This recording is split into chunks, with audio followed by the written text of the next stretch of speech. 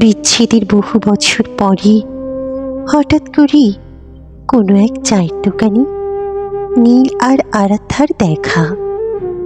কোনো এক অজানা কারণে তাদের বিচ্ছেদ। তবে দেখি তাদের আলাপ পরিচয়ের কি ছিল ওই চায়ের দোকানের আড্ডায়। আরে নীল, দেখি বহু বছর পরে তোমার সাথে দেখা। আমায় চিনতে পেরেছ নীল? আমি তোমার সেই আরাধ্যা, যার ভালোবাসার উন্মাদ হয়ে হয়ে 100 কোটি নীলপদ্ম কুড়িয়ে এনেছিলে। চিনেছি।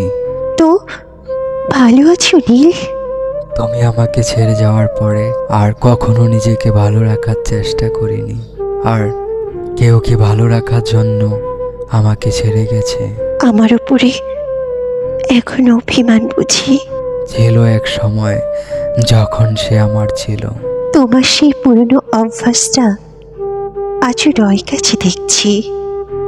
এখনো সেই সিগারেটেই তুমি মগ্ন। আমি হাজার চেষ্টা করেও তোমায় ছাড়াতে পারিনি। তবে এটা আর ছাড়া হবে না। এটা আমার আমৃত্যু সঙ্গী হয়ে গেছে। রোজ রাতে যখন তোমার স্মৃতিগুলো আমায় প্রচণ্ড কষ্ট দেয়, তখন এই সিগারেট আমায় সঙ্গ দেয় খুব। এই সিগারেটের ধোঁয়াতে আমি তোমার স্মৃতিগুলোকে একটু একটু করে পুড়িয়ে নিজেকে শান্ত করি।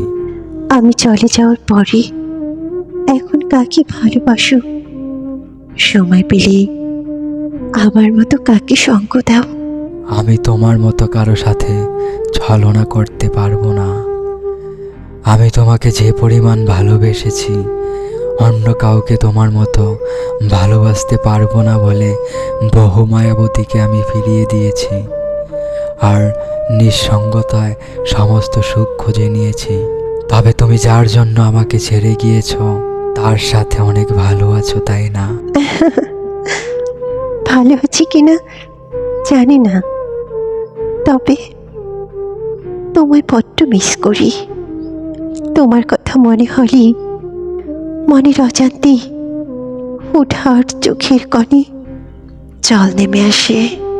আচ্ছা অদরা, আমি তো তোমাকে বড্ড ভালোবেসেছিলাম, খুব যত্ন করে আগলে রেখেছিলাম, আর সব সময় তোমাকে ভালো রাখার সর্বোচ্চ চেষ্টা করেছিলাম।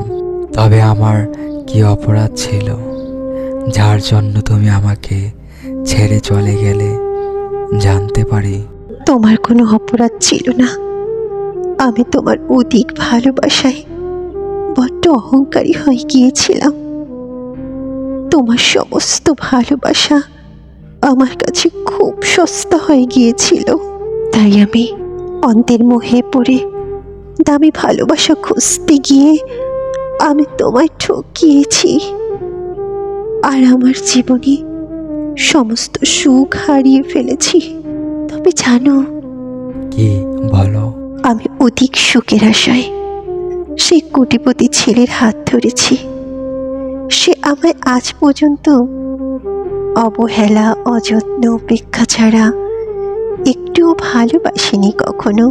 ও থাক, মন খারাপ কইরো না।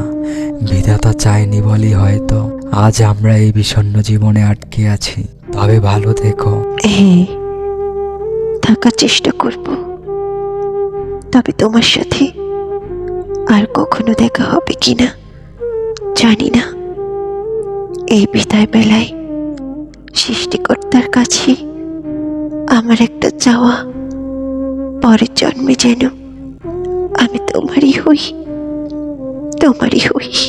তারপরে তারা দুজনেই দুদিকে এক রাশ হতাশা ক্লান্তি নিয়ে বিষণ্ণ মনে চলে গেল। আর কখনো তাদের দেখা হয়নি, কথা হয়নি। হয়তো পরজন্মে এক হওয়ার আশায় মৃত্যুর অপেক্ষায় বসে আছে।